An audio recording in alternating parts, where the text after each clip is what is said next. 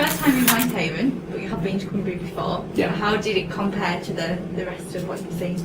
This place is amazing, isn't it? You've got the sea out there, we've had beautiful weather for most of the day, absolutely beautiful, and you've got the lakes just back there, and it's absolutely brilliant. And coming down, we came down late last night, and coming along the coast and going past, is it Flimby Road, and seeing across over there with the sunset, this is stunning. What an amazing, amazing place to be, and what an amazing place to have a festival as well in the harbour. I've done loads of food festivals, never done one in the harbour before. It's absolutely brilliant. Have you had the chance to have a wander around and see, sort of get involved?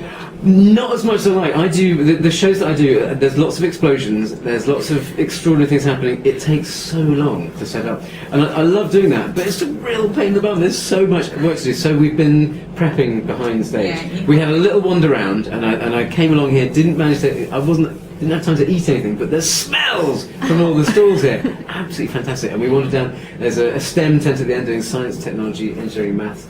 Loads of volunteers doing some extraordinary stuff down there as well. So I made some putty, did a bit of robotics and stuff like that. Absolutely brilliant. What an amazing place where you can get that as well as some amazing Moroccan food down there. And of course that is obviously really interesting to you because you do sort of this mix between food and science. Yeah. And where did that sort of idea come from to combine the two? Because it is something quite unusual. I guess so.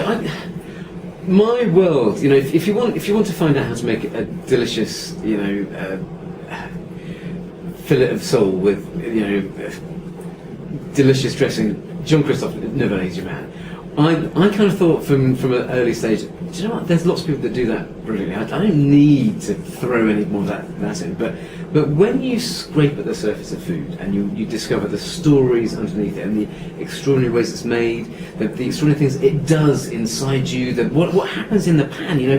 When you fry an egg, you're controlling the most extraordinary chemical reactions. And I know people don't really like to think of that. They don't like to think of chemistry in their food, but that's what it is. You are carrying out the most extraordinary scientific demonstrations and transformations when you cook food. And so it doesn't take much scraping away at the surface of food to find the most amazing stories. And so I use that as a way of getting, younger people generally, but also adults, to be fascinated by the science in their food.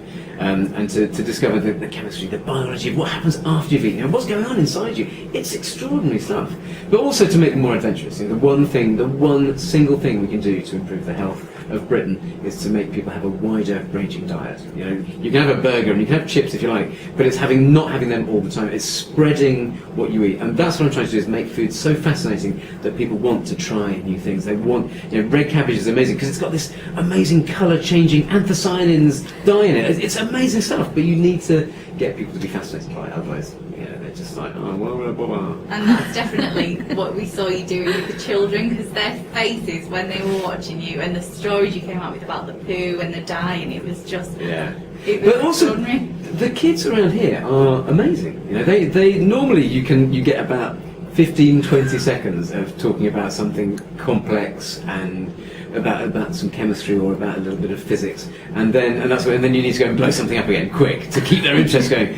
The kids here were really engaged on a level I haven't seen in a long time, and you could, I was sort of going, oh right, okay, if you're happy to talk about thermodynamics a bit more, let's go for it. And so I was able to talk about things I wouldn't normally do with a group of kids like that. And also, and this is really weird, they've got amazing taste buds. And I looked at them, literally, I dyed their tongues blue, and then we looked at their tongues using a microscope, and about 90% of them had these tiled taste buds, which means that they're right next to each other. They're so packed in that they kind of have this sort of tiled effect. And you don't find that at all. And so I don't know what you're putting in the water around here, but you've got some serious super taster kids. It's absolutely extraordinary. Seriously. So we could turn out some really good chefs then. Absolutely. Food critics. You could do that. You've also got to get over the fact that they are hypersensitive to bitterness. So if there are kids in that group who say, "Oh, I don't like cabbage," it's not because they're picky or fussy. It's because they're so sensitive to those flavours. You've got to deal with them really carefully. So if you know that your kids are super tasty, you can use that as a tool to help them to eat better and become more adventurous. But you got to do it softly, kind of approach. That's really interesting. That's a helpful tip for parents right there. Yeah. you are so enthusiastic that must really help sort of capture a child when they're watching you. It's not just about sort of what you're doing, it's the way that you're explaining it. So where does that enthusiasm come from?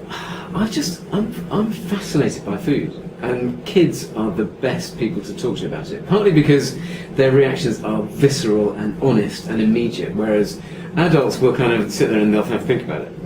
You know, if you say, so what's body temperature? They'll say, I'm not going to ask that because I don't think it's stupid. Whereas kids will go, 5! A million! And that's amazing because they're open to experiences as well. You know, they're innocent and they're you know, unveneered, so that you can take them on a crazy journey with food and teach them some extraordinary things, whereas grown-ups are a little bit more reticent. They don't particularly want to learn as much. Kids they're ripe for it. You know, they're sponges for information, and that's, if you're fascinated by food, and I am genuinely, the nuts and bolts of food and the stories behind the people that make it and the world that we live in that basically is wrapped around food is just the most extraordinary place. So it's just a great tool for talking to kids with as well and making them amazed. But it isn't just for kids. I mean, I know you said adults are sort of a bit sort of more resistant to it, but we've been watching and we were just completely amazed. And your YouTube videos about frying an egg on a piece of paper, it's just, how did you come up with that stuff? You just explore. I mean, it literally. So I did I did a series about food science. Now, you can talk about food science and be as boring as hell and talk about nutrition and carbohydrates and everyone will fall asleep. But if you say, right, I'm going to blow something up and show you what 100 calories looks like when it's released in one go, suddenly everyone's with you. And so because I've done those things, and also some programs about food for kids as well, and if you want to find something extraordinary, you hit science really quickly, because that's when you can do some extraordinary colour-changing reactions. You blow stuff up, firing potatoes at tennis rackets. You know, all sorts. You know, we made a cannon for popcorn. We made a food flame-throwing cannon, which is powered by a bicarb and vinegar reaction that then sets off hydrogen balloons and so on. And you just explore these things, and suddenly you go, oh, we've got a great excuse to do some mad things that you never normally do, and it's just so exciting. But you have to explore a bit. Yeah. That's my job, I guess. And that's what you've been doing. Yeah, and it's been great fun to do it here. And I don't think anyone got blown up during the show. So I see that as an absolute bonus. Although I wouldn't mind, you know, doing that live. It's got to happen live. I'm pretty sure that you will have a child volunteering for that. I've always thought, well, I did threaten to blow one up, and I got them to eat explosive powder. Now, it just happens that icing sugar is also explosive powder. So he was a bit stunned to begin with. I said I'd got him to say goodbye to his friends. I thought that maybe I was pushing that a bit far. But I said, say goodbye to friends, and now you can eat some explosive powder. Because he'd just done some flame throwing with it, but I didn't tell him what it was. And so the whole thing there's a lot of storytelling in it as well, to reveal surprises for everyone to go, oh, I believe it! And the explosive powder, which made this massive flame when he blew it through this device that I've made, is also icing sugar. You can do the same thing with custard powder. You know, the food that we eat every single day is amazing. It just takes taking it that one step further, exploring what you can do, and then you can blow people's minds. Brilliant. Well, that sounds like a great place to leave it. So thank you very much. Well, thank you very much. It was great to meet you. Thank you.